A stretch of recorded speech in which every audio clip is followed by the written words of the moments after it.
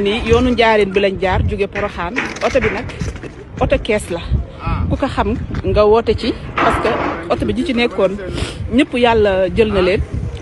mais comme oto bi dafa am nekk état boo xam ne nii kenn mënut a wax kenn mënut a xàmme kenn ambulance ñëwagul loolu moo tax ñuy woote pour seen mbokk yi wala képp ko gis ci oto bi rek nga xam ni yàlla jël na. ngi nii yoonu Njaaréen bi lañ jaar jóge Poroxaan oto bi nag oto kees la ku ko xam nga woote ci parce que oto bi ji ci nekkoon ñëpp yàlla jël na leen mais comme oto bi dafa am nekk état boo xam ne nii kenn mënut a wax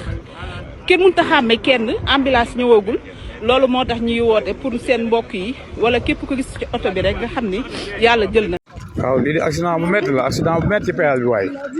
4x4 bi moo jógee Touba fekk si 407 bi 407 bi moom daanaka kenn dundu ci kenn 5 personnes yëpp a ngi ci biir kenn ñëw ci biir 407 waaw kenn ñëw ci biir waaw ñëpp ci la ñu yéeme na waaye. waaw lii di accident bu métti la accident bu métti ci péage bi waaye 4x4 bi moo jógee Touba fekk si 407 bi 407 bi moom daanaka kenn dundu ci kenn 5 personnes yëpp a ngi ci biir kenn ñëw ci biir 407 waaw kenn ñëw ci biir waaw ñëpp ci la ñu yéeme na waaye.